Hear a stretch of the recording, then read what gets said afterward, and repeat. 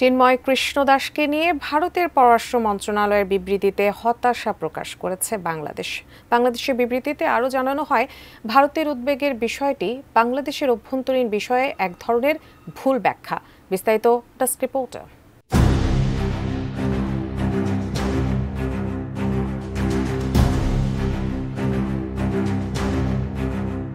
চিন্ময় কৃষ্ণ দাসকে গ্রেপ্তার ও জামিন নামঞ্জুর করায় উদ্বেগ প্রকাশ করে বিবৃতি দেয় ভারত। এর প্রতিবাদে পাল্টা বিবৃতি দেয় বাংলাদেশও।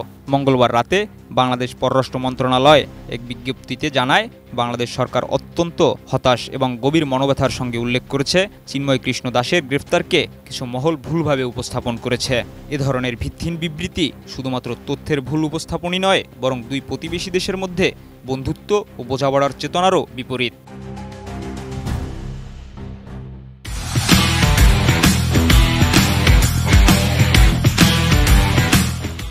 এতে আরও বলা হয়, ভারতীয় বিবৃতিটি শুধুমাত্র ধর্মীয় সম্প্রীতি এবং জনগণের প্রতি সরকারের প্রতিশ্রুতি ও প্রচেষ্টার প্রতিফলন ঘটায় না। পররাষ্ট্র মন্ত্রণালয় বাংলাদেশ সরকারের অবস্থান পুনর্ব্যক্ত করে বলে, প্রত্যেক বাংলাদেশি তার ধর্মীয় পরিচয় নির্বিশেষে নিজেদের ধর্মীয় আচার অনুষ্ঠান পালন এবং মতামত প্রকাশের অধিকার রাখে।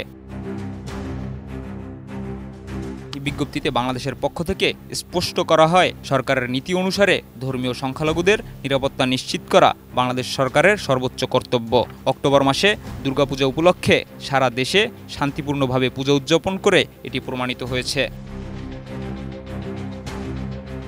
অন্যদিকে ভারতীয় পররাষ্ট্র মন্ত্রণালয় ২৬ তারিখ এক বিবৃতিতে চিন্ময় কৃষ্ণ দাসের গ্রেফতার এবং জামিন আবেদন নাকচের ঘটনায় উদ্বেগ প্রকাশ করে। তারা বাংলাদেশের হিন্দু এবং অন্যান্য সংখ্যালঘু সম্প্রদায়ের উপর একাধিক হামলার কথা উল্লেখ করে বাংলাদেশ কর্তৃপক্ষের প্রতি সংখ্যালঘুদের সমাবেশ করার ও মত প্রকাশের অধিকার নিশ্চিত করার আহ্বান জানায়।